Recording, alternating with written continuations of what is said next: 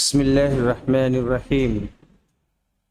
الحمد لله رب العالمين، والصلاة والسلام على سيد المرسلين محمد وعلى آله وأصحابه وزوجاته وذرياته ومن تبعهم بإحسان إلى يوم الدين وبعد.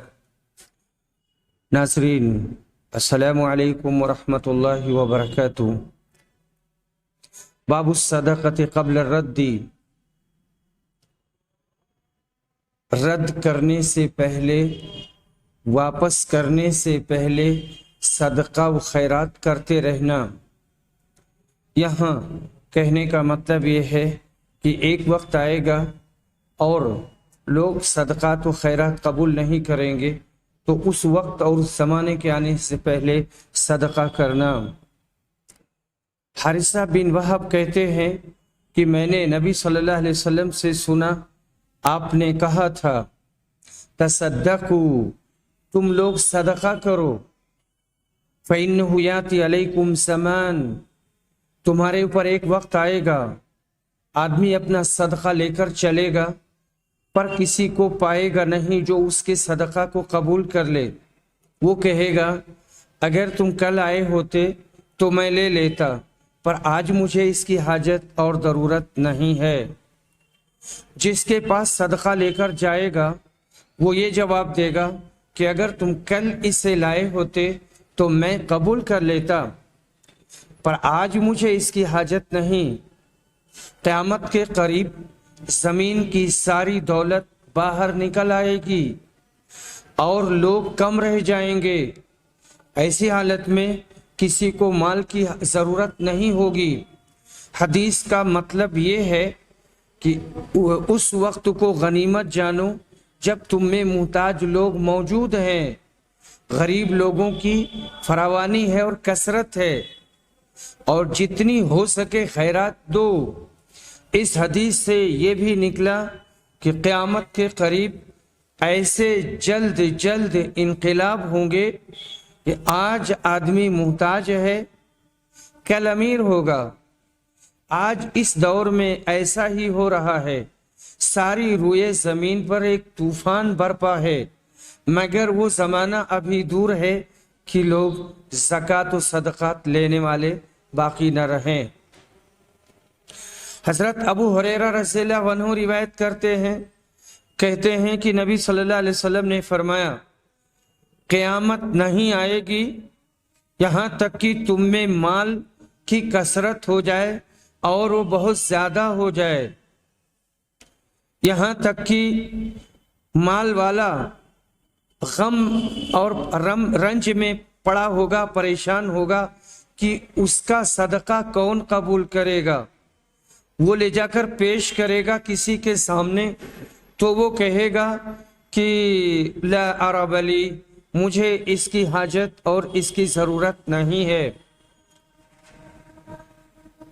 اور اس کے بعد میں عدی بن حاتم کہتے ہیں کہ میں نبی صلی اللہ علیہ وسلم کے پاس تھا، دو آدمی آئے، ان میں سے ایک بھوک مری اور فقیری کا شکوہ کر رہا تھا اور دوسرا اس بات کی شکایت کر رہا تھا کہ راستے مامون نہیں ہیں.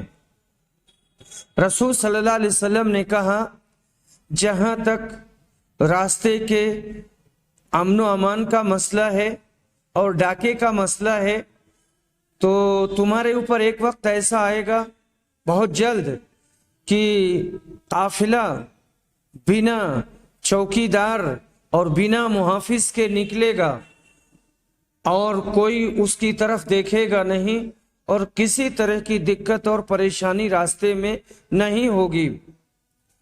اور جہاں تک فقر و فاقہ کا مسئلہ ہے تو قیامت کے آنے سے پہلے آدمی اپنا صدقہ اور اپنی زکوٰۃ لے کر گھومے گا، تلاشے گا کہ کوئی مل جائے تو اسے دے دے، پر اسے قبول کرنے والا کوئی نہیں ملے گا. پھر آدمی اللہ کے سامنے کھڑا ہوگا، اس کے اور اللہ کے درمیان کوئی پردہ نہیں ہوگا اور کہ ترجمان نہیں ہوگا جو ترجمانی کرے۔ پھر وہ اس سے کہے گا، اللہ تعالیٰ کہے گا کیا تم کو میں نے مال نہیں دیا تھا؟ وہ ضرور بضرور کہے گا کیوں نہیں۔ پھر اللہ کہے گا کیا میں نے تمہارے پاس رسول نہیں بھیجے گا؟ وہ کہے گا کیوں نہیں، تو نے بھیجا تھا۔ وہ اپنے دائیں دیکھے گا تو اسے آگ ہی دکھے گی، پھر وہ اپنے بائیں دیکھے گا تو آگ ہی دکھے گی۔ تم میں سے آدمی کو آگ اور جہنم سے بچنا چاہیے، چاہے کھجور کا ایک ٹکڑا ہی دے کر کے۔ اگر یہ بھی نہ پائے تو اچھی بات کہہ کر کے اور پیاری بات کہہ کر کے۔ یہ بھی ایک بڑا صدقہ ہے۔ اگر خیرات نہ دے تو اس کو نرمی سے ہی جواب دے کہ اس وقت میں مجبور ہوں، معاف کرو، جھڑکنا جھگڑنا یہ اچھا نہیں ہے۔ ترجمان وہ ہے جو ترجمہ کر کے بندے کا کلام اللہ سے عرض کرے اور اللہ کا ارشاد بندے کو بتائے اور بندے کو سنائے، بلکہ خود اللہ پاک کلام فرمائے گا۔ اس حدیث سے ان لوگوں کا رد ہوا جو کہتے ہیں کہ اللہ کے کلام میں آواز اور حروف نہیں ہیں۔ اگر آواز اور حروف نہ ہو تو بندہ سنے گا کیسے اور سمجھے گا کیسے؟ اس حدیث میں یہ پیشگوئی بھی ہے کہ ایک دن عرب میں امن و امان آ جائے گا اور امن و امان قائم ہو جائے گا۔ چور ڈاکو عام طور پر ختم ہو جائیں گے، یہاں تک کہ قافلے مکہ سے بغیر خفیر کے نکلیں گے۔ خفیر کے معنی ہوتے ہیں محافظ کے۔ خفیر اس شخص کو کہا جاتا تھا جو عرب میں ہر قبیلہ کے قافلہ کے ساتھ سفر کر کے اپنے قبیلہ کی سرحد امن و عافیت کے ساتھ پار کرا دیتا تھا، اور وہ راستہ بھی بتلاتا اور لوٹ مار کرنے والوں سے بھی بچاتا تھا۔ آج اس 14ویں صدی میں حکومت عربیہ سعودیہ نے حرمین کو امن و امان کا گہوارہ بنا دیا ہے، اور آج بھی دنیا میں مختلف مقامات پر شر ہے، فساد ہے، چوری ہے، ڈاکہ ہے اور خونریزی ہے، لیکن یہ ملک بلد توحید محفوظ ہے اور الحمدللہ بچا ہوا ہے۔ لیکن دشمنوں کی نگاہیں اس پر اٹھتی رہتی ہیں اور اس کو بھی مشکلات میں ڈالنے کے لیے ان کی کوششیں یا ناپاک کوششیں جاری و ساری ہیں۔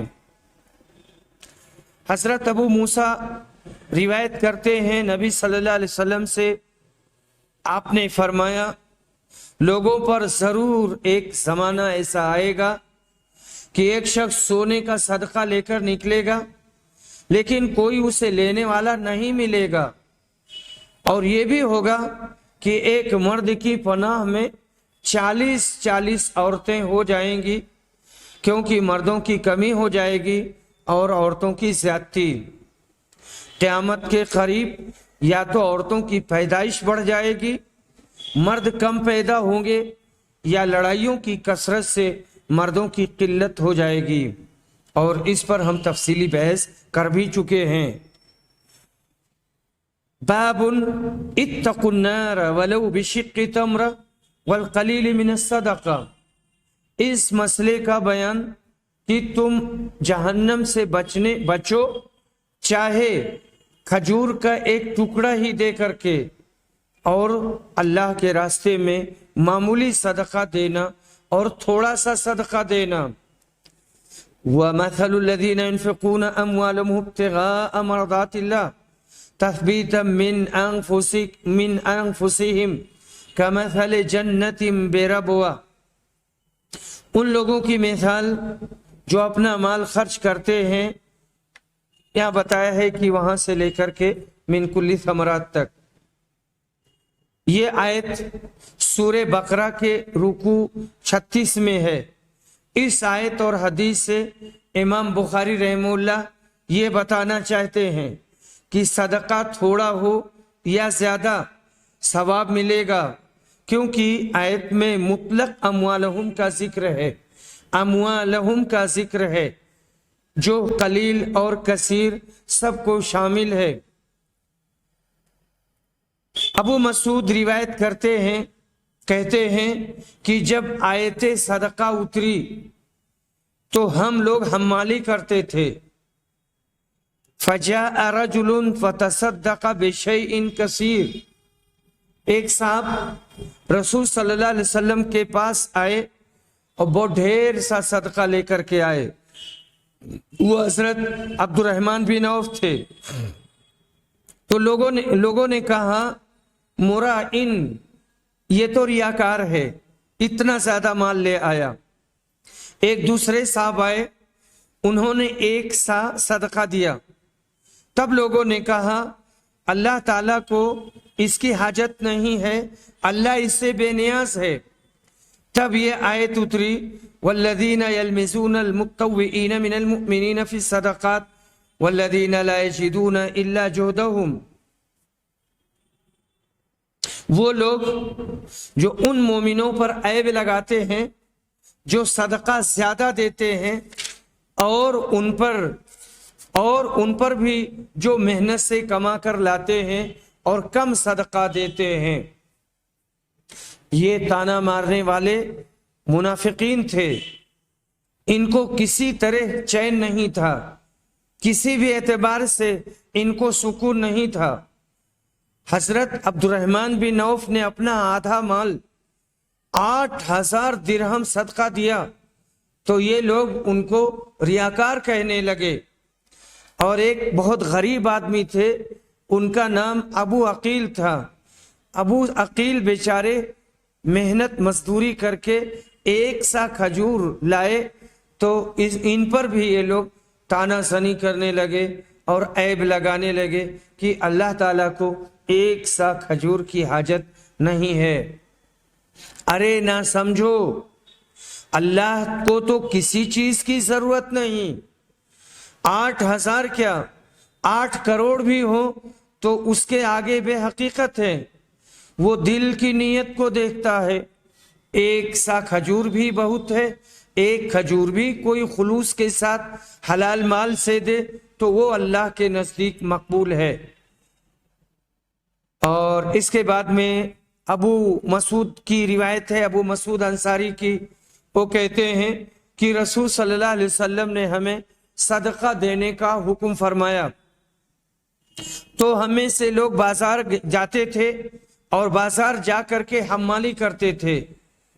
انہیں ایک مد مزدوری ملتی تھی اور وہ مزدوری لا کر کے کچھ اپنے لیے رکھتے تھے اور کچھ اس کو اللہ کے راستے میں دے دیتے۔ لیکن آج ہم میں سے بہت سے لوگوں کے پاس لاکھ لاکھ درہم اور دینار ہیں۔ عدی بن حاتم کہتے ہیں کہ میں نے نبی اکرم صلی اللہ علیہ وسلم سے سنا، آپ نے فرمایا تھا تم جہنم سے بچو چاہے کھجور کا ایک ٹکڑا ہی اللہ کے راستے میں صدقہ کر کے۔ ان ہر دو احادیث سے صدقہ کی فضیلت ظاہر ہوتی ہے، اور یہ بھی کہ دور اول میں صحابہ کرام جبکہ وہ خود نہایت تنگی کی حالت میں تھے، اس پر بھی ان کو صدقہ خیرات کا کس درجہ شوق تھا کہ خود مزدوری کرتے، بازار میں حمالی کرتے، قلی بنتے، کھیت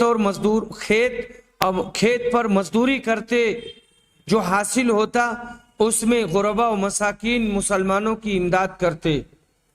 اہل اسلام میں یہ جذبہ اس چیز کا کھلا ہوا ثبوت ہے کہ اسلام نے اپنے پیروکاروں میں بنی نوع انسان کے لیے ہمدردی و سلوک کا جذبہ کوٹ کوٹ کر بھر دیا ہے۔ اللہ نے فرمایا ہے لن تنالوا البر حتى تنفقوا مما تحبون، تو اس میں یہ بات کہی گئی ہے کہ تم بر اور نیکی کو ہرگز نہیں پا سکتے جب تک کہ اپنی محبوب چیز کو اللہ کے راستے میں خرچ نہ کرو۔ یہاں آگے یہ کہا گیا ہے حدیث ولو بشق تمرہ مختلف لفظوں میں مختلف طرق سے آئی ہے. یہ طبرانی میں ہے اجعلوا بینکم وبین النار حجابا ولو بشق تمرہ، یعنی تم اپنے اور جہنم کے درمیان پردہ اور آڑ بنا لو، چاہے کھجور کا ٹکڑا ہی اللہ کے راستے میں دے کر کے. اور مسند احمد میں ہے لیتق احدکم وجہہ بالنار ولو بشق تمرہ، تم کو اپنا چہرہ آگ سے بچانا چاہیے جس کا واحد ذریعہ صدقہ ہے، اگرچہ وہ آدمی کھجور ہی سے کیوں نہ ہو، اللہ کے راستے میں کھجور دے کر کے. مسند احمد میں حضرت عائشہ سے مروی ہے کہ آپ نے خود حضرت عائشہ کو خطاب کیا، یا عائشہ تو استتری من النار ولو بشق تمرہ، عائشہ دوزخ سے بچو اور دوزخ کا آٹھ اوٹ بناؤ، چاہے وہ کھجور کی ایک ٹکڑا، کھجور کی ایک پھانک اور کھجور کا ایک ٹکڑا ہی کیوں نہ ہو. حافظ ابن حجر کہتے ہیں اس حدیث میں ترغیب ہے اور لوگوں کو ابھارنا ہے کہ تھوڑا ہو یا زیادہ صدقہ بہرحال اللہ کے راستے میں دینا چاہیے، اور تھوڑے صدقہ کو حقیر نہ جانیں اور حقیر نہ سمجھیں. تھوڑے سے تھوڑا صدقہ متصدق کے لیے دوزخ سے پردہ بن سکتا ہے اور حجاب بن سکتا ہے. حضرت عائشہ رضی اللہ عنہا روایت کرتی ہیں کہ ایک عورت اپنی 2 بچیوں کو لے کر کے آئی، وہ بھیک مانگ رہی تھی. میرے پاس ایک کھجور کے علاوہ اس وقت اور کچھ نہیں تھا، میں نے وہی دے دیا. وہ کھجور اس نے اپنی دونوں بچیوں میں تقسیم کر دی اور خود نہیں کھایا. پھر وہ اٹھی اور چلی گئی. اس کے بعد نبی صلی اللہ علیہ وسلم آئے، میں نے آپ سے اس کا تذکرہ کیا. آپ نے کہا کہ جو ان بچیوں کے ذریعہ آزمایا گیا، جو ان بچیوں کے ذریعہ آزمایا گیا تو یہ اس کے لیے جہنم سے پردہ ہو جائیں گی. بچیوں کے بارے میں ابتلا کی بات کہی گئی ہے تو حقیقی معنی میں بچیاں ماں باپ کے لیے بڑی آزمائش ہوتی ہیں. ان کی پرورش، ان کی تعلیم، ان کی تربیت، ان کی حفاظت، خاص طور سے جب وہ تھوڑا بڑی ہو جائیں 8-9 سال اور اس کے بعد میں جب تک ان کی شادی نہ ہو جائے تب تک ان کی نگرانی بڑی اہم ہوتی ہے. تو اس کو ابتلا کہا گیا ہے اور اس کو آزمائش کہا گیا ہے. لیکن کہیں پر بھی حدیث میں بچوں کے بارے میں یہ بات نہیں کہی گئی ہے، کیونکہ بچے آزاد ہوتے ہیں، ان پر حملے نہیں ہوتے ہیں، کوئی ان کو بری نظروں سے دیکھتا نہیں ہے. گئے بازار میں گھومے، سامان خریدا، لے کر اپنے گھر چلے آئے. اس حدیث سے حضرت عائشہ رضی اللہ عنہا کی صدقہ و خیرات کے لیے حرص بھی ثابت ہوئی، اور یہ اس لیے کہ نبی صلی اللہ علیہ وسلم کا ارشاد تھا کہ تمہارے پاس سے کسی سائل کو خالی ہاتھ نہیں جانا چاہیے، چاہے وہ کھجور کا ایک ٹکڑا ہی کیوں نہ ہو، کوئی بھی مانگے تو اسے دے دینا چاہیے. باب فضل صدقۃ الشحیح صحیح. صحیح کا معنی ہے تندرست، شحیح کا معنی ہے لالچ، یعنی لالچی. صحت کی حالت میں لالچ کے باوجود صدقہ دینے کی فضیلت کا بیان، کیونکہ اللہ تعالیٰ نے فرمایا ہے کہ جو رزق ہم نے تمہیں دیا ہے اس میں سے خرچ کرو اس سے پہلے کہ تم کو موت آ جائے. اور دوسری جگہ فرمایا سورہ بقرہ میں، اے ایمان والو ہم نے تمہیں جو روزی دی ہے اس میں سے خرچ کرو اس سے پہلے کہ وہ دن یعنی قیامت آ جائے جب نہ خرید و فروخت ہوگی، نہ دوستی اور نہ سفارش اور نہ شفاعت۔ ان دونوں آیتوں سے امام بخاری رحمہ اللہ نے یہ بتایا کہ صدقہ کرنے میں جلدی کرنی چاہیے، ایسا نہ ہو کہ موت آ جائے، اس وقت کفِ افسوس ملتا رہے کہ اگر میں اور جیتا تو صدقہ کرتا، یہ کرتا وہ کرتا۔ باب کا مطلب بھی قریب قریب یہی ہے۔ حضرت ابو ہریرہ رضی اللہ عنہ روایت کرتے ہیں کہ ایک آدمی نبی صلی اللہ علیہ وسلم کی خدمت میں حاضر ہوا اور کہا، اللہ کے رسول، کس طرح کے صدقہ میں سب سے زیادہ ثواب ہے؟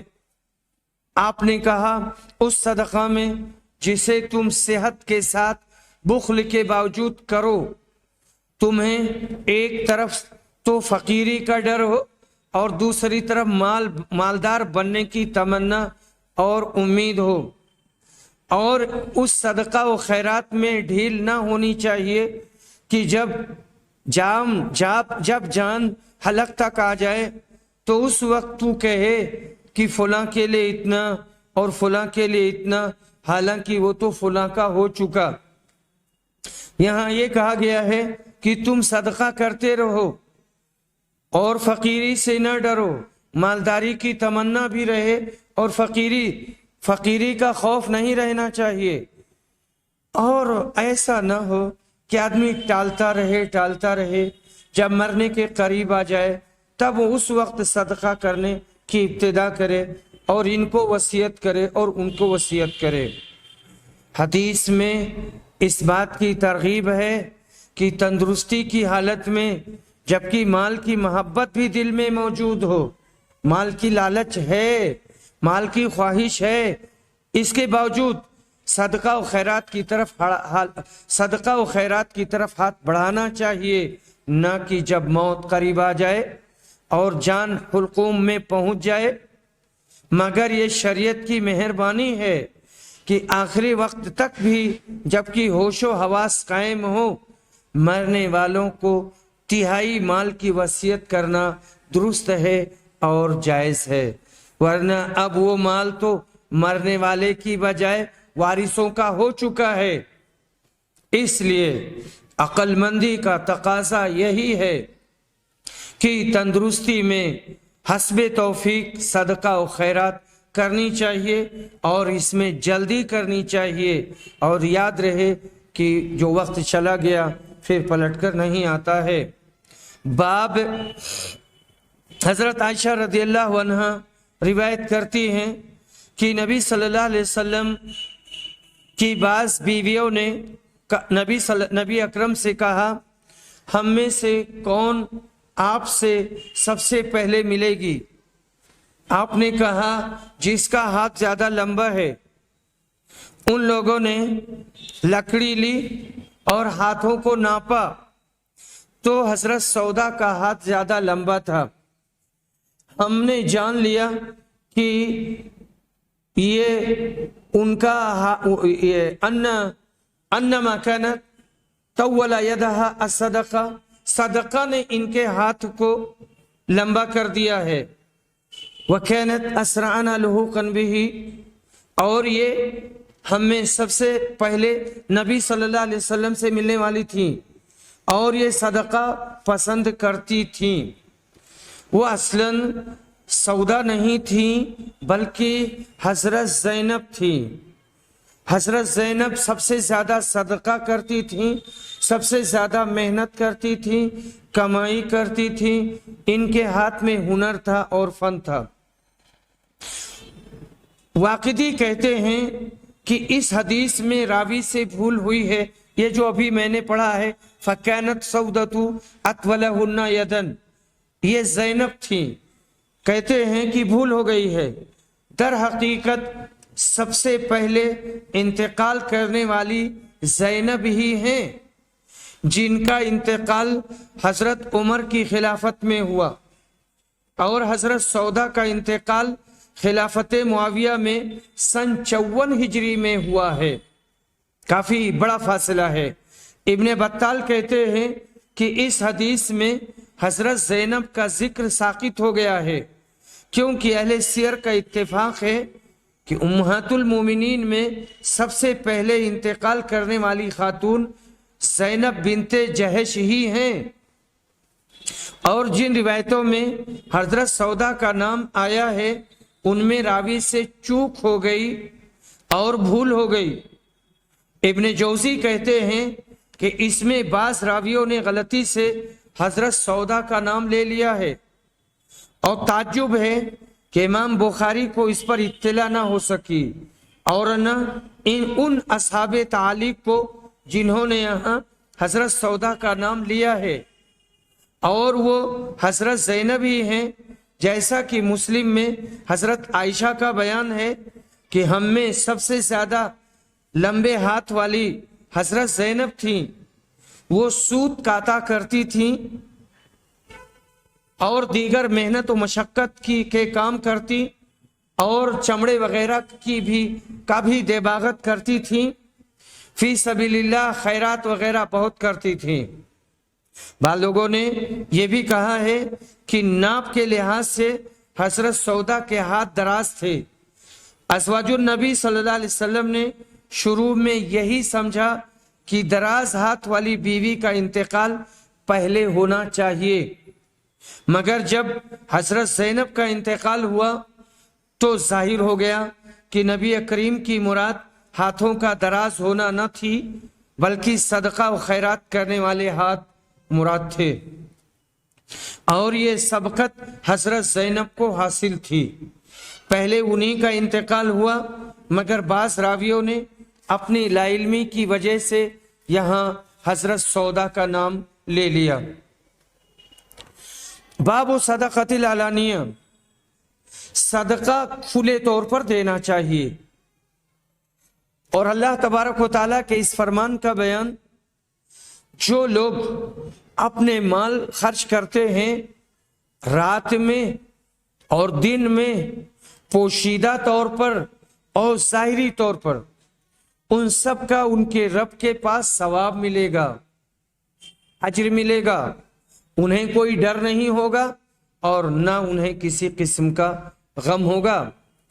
اس حدیث سے علانیہ خیرات کرنے کا جواز نکلا، گو پوشیدہ خیرات کرنا بہتر ہے، کیونکہ اس میں ریا کا اندیشہ نہیں۔ کہتے ہیں کہ آیت حضرت علی کی شان میں اتری، ان کے پاس 4 اشرفیاں تھیں، ایک دن میں دیا، ایک رات میں، ایک چھپ کر، ایک ظاہری طور پر۔ خاص طور سے جب سماج میں بھوک مری ہو، پریشان حال لوگ آ گئے ہوں، یا کسی علاقے کے لیے چندہ کیا جا رہا ہو، تو کھلے طور پر دینا چاہیے، تاکہ لوگوں کو جذبہ ہو، وہ لوگ بھی حوصلے میں زیادہ سے زیادہ پیسہ لائیں، زیادہ سے زیادہ کپڑا دیں، زیادہ سے زیادہ غلہ دیں۔ باب صدقۃ السر، چھپ کر صدقہ دینا۔ ابو ہریرہ نبی صلی اللہ علیہ وسلم سے روایت کرتے ہیں کہ آپ نے فرمایا کہ وہ آدمی جس نے صدقہ دیا اور اسے اس طرح سے چھپا کے دیا کہ بائیں کو نہیں معلوم ہو سکا کہ دائیں نے کیا دیا ہے، اور اللہ نے فرمایا اگر تم صدقہ کو ظاہر کر دو تو یہ بھی اچھا ہے، اور اگر پوشیدہ طور پر دو اور فقراء کو دو تو یہ بھی تمہارے حق میں بہتر ہے، اور تمہارے گناہ مٹا دے گا، اور جو کچھ تم کرتے ہو اللہ اس سے پوری طرح سے باخبر ہے اور اس کے بارے میں اچھے سے جانتا ہے۔ اگر صدقہ دینے میں ریاکاری کا اندیشہ ہے اور خوف ہے تو اسے چھپا کر کے دینا چاہیے۔ اذا تصدق علی غنی وهو لا يعلم، اس مسئلے کا بیان کہ اگر کسی مالدار نے غلطی سے کسی مالدار کو دے دیا تو اس کا صدقہ ہو جائے گا اور اس کو اس کا ثواب ملے گا۔ ابو ہریرہ رضی اللہ عنہ روایت کرتے ہیں کہ رسول صلی اللہ علیہ وسلم نے فرمایا، ایک آدمی نے کہا، یہ واقعہ بنی اسرائیل کا ہے، آج میں ضرور صدقہ دوں گا۔ وہ نکلا اور اسے ایک چور کے ہاتھ میں دے دیا، اور یہ رات میں ہوا تھا۔ صبح ہوئی تو لوگوں نے کہنا شروع کیا کہ آج رات کسی نے چور کو صدقہ دیا ہے۔ اس آدمی نے کہا، اے اللہ، تمام تعریف تیرے ہی لیے ہے، آج رات پھر میں ضرور صدقہ دوں گا۔ چنانچہ وہ دوبارہ صدقہ لے کر نکلا اور اس مرتبہ ایک فاحشہ کے ہاتھ میں دے دیا۔ جب صبح ہوئی تو پھر لوگوں میں چرچا ہوا کہ آج رات کسی نے ایک زانیہ عورت کو صدقہ دیا ہے۔ اس شخص نے کہا، اے اللہ، تمام تعریف تیرے لیے ہے، میں نے اپنا صدقہ زانیہ کو دے دیا، اچھا آج رات پھر ضرور میں صدقہ دوں گا۔ چنانچہ وہ پھر صدقہ لے کر کے نکلا اور ایک مالدار کے ہاتھ میں دے دیا۔ صبح ہوئی تو لوگوں میں چرچا ہوا اور لوگوں نے کہا کہ ایک مالدار کو کسی نے صدقہ دیا ہے۔ اس شخص نے کہا، اللہ تیرے لیے تعریف ہے، چور، فاحشہ اور مالدار کو میں نے صدقہ دیا اور میں نے اس کو زکوٰۃ دیا۔ اللہ تعالیٰ کی طرف سے اسے بتایا گیا کہ جہاں تک چور کے ہاتھ میں صدقہ چلے جانے کا مسئلہ ہے تو اس بات کا امکان ہے کہ وہ چوری سے رک جائے۔ اسی طرح فاحشہ کو صدقہ کا مال مل جانے پر اس بات کا امکان ہے کہ وہ زنا سے رک جائے اور اپنے آپ کو پاک دامن بنا لے۔ اور مالدار کے ہاتھ میں پڑ جانے کا یہ فائدہ ہے کہ اسے عبرت ہو، وہ عبرت حاصل کرے اور پھر جو اللہ عز و جل نے اسے دیا ہے وہ بھی خرچ کرنے لگے۔ اس حدیث میں بنی اسرائیل کے ایک مالدار کا ذکر ہے جو صدقہ خیرات تقسیم کرنے کی نیت سے رات کو نکلا، مگر اس نے لا علمی میں پہلی رات میں اپنا صدقہ ایک چور کے ہاتھ پر رکھ دیا اور دوسری رات میں ایک فاحشہ عورت کو دے دیا اور تیسری رات میں ایک مالدار کے ہاتھ میں رکھ دیا جو اس کا مستحق نہیں تھا۔ یہ سب کچھ لا علمی میں ہوا۔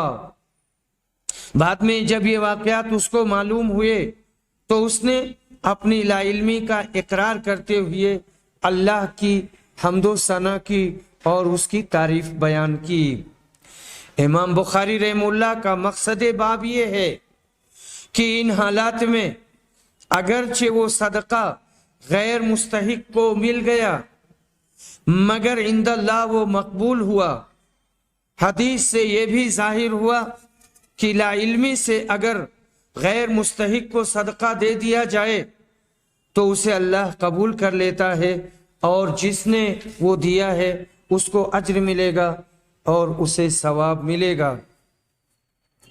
اسرائیلی سخی کو خواب میں بتلایا گیا، یہاں پر جو ابھی پیچھے گزرا ہے اسے یا تو خواب میں بتلایا گیا تھا یا ہاتف غیب نے خبر دی، جو ایک آواز آتی تھی، غیب سے آواز آتی تھی پر کوئی شخصیت دکھتی نہیں تھی، یا اس زمانہ کے پیغمبر نے اس سے کہا کہ جن غیر مستحقین کو تو نے غلطی سے صدقہ دے دیا شاید وہ اس صدقہ سے عبرت حاصل کر کے اپنی غلطیوں کی اصلاح کر لے اور اس سے باز آ جائے، چور چوری سے، زانیہ زنا سے رک جائے اور مالدار کو خود اسی طرح خرچ کرنے کی رغبت ہو۔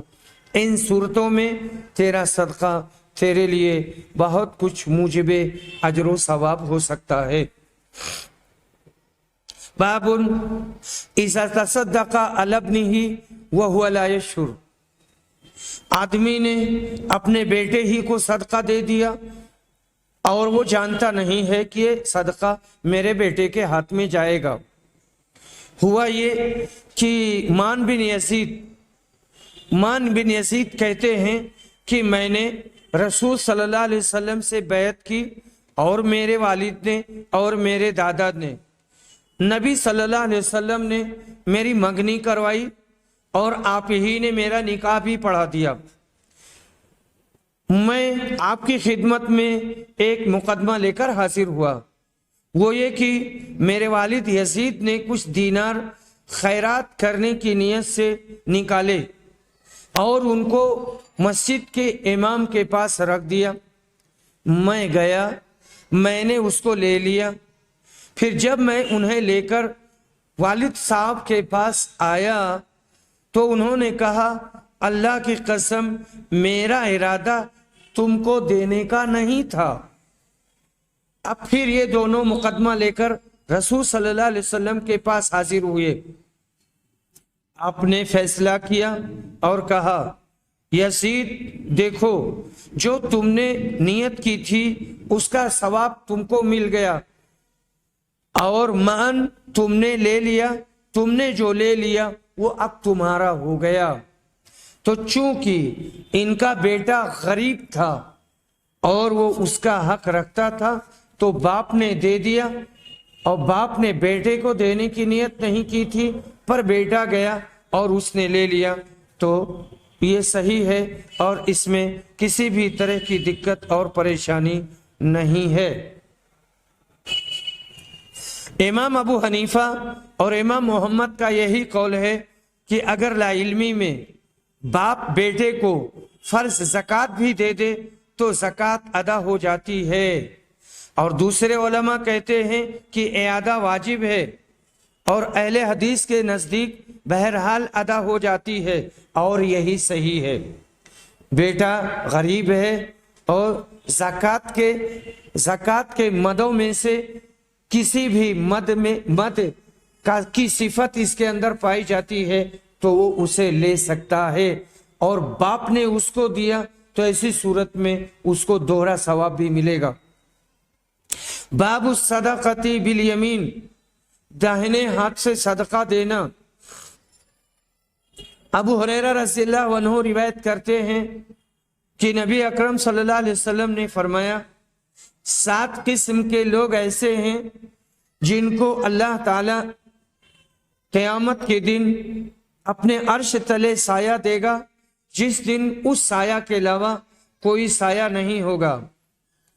انصاف کرنے والا امام، جوان جس نے اپنی جوانی عبادت میں گزاری، اور وہ آدمی جس کا دل مسجد میں معلق ہے، اور 2 آدمیوں نے اللہ کے لیے محبت کی، اسی پر اکٹھا ہوئے اور اسی پر جدا ہوئے، اور وہ آدمی جس کو ایک حسب نسب والی نہایت خوبصورت عورت نے زنا کے لیے دعوت دی، پر اس نے انکار کر دیا اور کہا مجھے اللہ کا ڈر ہے، اور وہ آدمی جس نے صدقہ دیا اور اسے چھپا کے دیا، یہاں تک کہ بائیں کو نہیں معلوم ہوا کہ دائیں ہاتھ نے کیا خرچ کیا ہے، اور وہ آدمی جس نے اللہ کو تنہائی میں یاد کیا، اللہ کو، اس کی عظمت کو، اس کی گرفت کو، اس کے خوف سے اس کی آنکھیں بہہ گئیں اور اسے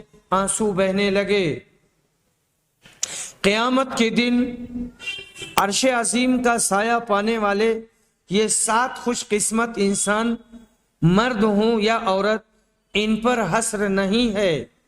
بعض حدیث میں اور بھی ایسے نیک اعمال کا ذکر ہے جن کی وجہ سے سایہ عرش عظیم مل سکے گا، سایہ عرش عظیم مل سکے گا۔ بعض علماء نے اس موضوع پر مستقل رسالے لکھے ہیں۔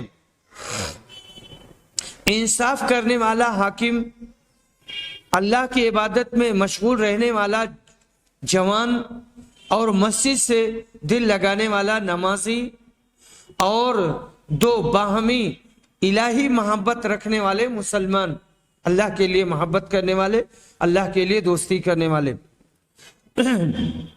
اور صاحب عصمت و عفت مرد یا عورت، یہاں مرد کی بات کہی گئی ہے، لیکن اگر عورت بھی ہو تو سب کو یہ شرف حاصل ہوگا۔ اور اللہ کے خوف سے آنسو بہانے والی آنکھیں، یہ جملہ اعمال حسنہ ایسے ہیں کہ ان پر کاربند ہونے والوں کو عرش الہی کا سایہ ملے گا۔